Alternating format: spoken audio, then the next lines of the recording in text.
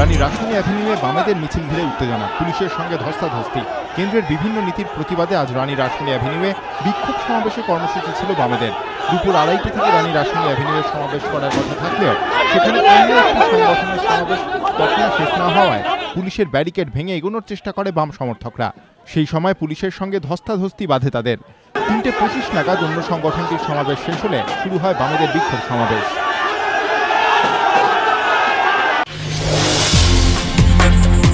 ফের অশান্ত বহরমপুর কলেজে বহিরাগতদের নিয়ে এবার ছাত্র পরিষদের বিরুদ্ধে তাণ্ডব চালানোর অভিযোগ। কলেজের শিক্ষকদের ঘরে ঢুকেও ভাঙচুর তৃণমূল ছাত্র পরিষদের কর্মীদের। গন্ডগোলের পর 3 দিন বন্ধ থাকার পর আজই কলেজ খোলে। কথা ছিল পুলিশি প্রহরায় কলেজ খুলবে, সেই মতো এদিন কলেজ খোলার পর দুপুরে বহিরাগতদের নিয়ে ছাত্র পরিষদ সমর্থকেরা তাণ্ডব চালায় বলে অভিযোগ। খুঁজে খুঁজে তৃণমূল ছাত্র পরিষদের সমর্থকদেরও মারধর করা হয়। খবর দেওয়ার পরেও পুলিশ আসেনি বলে কলেজ কর্তৃপক্ষের অভিযোগ। কলেজে তাণ্ডবের প্রায় 1 ঘন্টা পরে পৌঁছয় পুলিশ।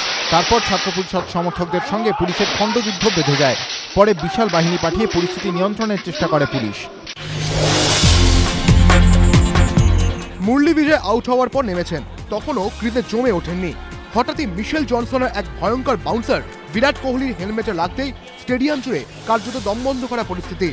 এখনো যে ফিল্ড ইউজের স্মৃতি টাটকা। বিরাট কোহলির হেলমেটে জনসনের বাউন্সার লাগতেই ছুটে আসেন অসি ক্রিকেটাররা। হেলমেট খুলে লেগ আম্পায়ারকে আশ্বস্ত করতেই অবশেষে স্বস্তির নিঃশ্বাস ফেলল অ্যাডিলেড। এরপরেও থেমে থাকেনি জনসনের বাউন্সার। ভারতীয় ব্যাটিংয়ের ভিতটা পূজারা বিজয় জুটি তৈরি করার পর শুরু অধিনায়ক কোহলির অধিনায়কোচিত সেঞ্চুরি। ভারত অধিনায়কের সামনে জনসন, হ্যারিস, লিওনদের বোলিং অত্যন্ত সাদামাটা। প্রথমে পূজারার সঙ্গে, পরে অজিঙ্কা রাহানের সঙ্গে জুটি বেঁধে ভারতকে 300 রানের গন্ডি পেরোতে সাহায্য করে বিরাট কোহলির চওড়া ব্যাট।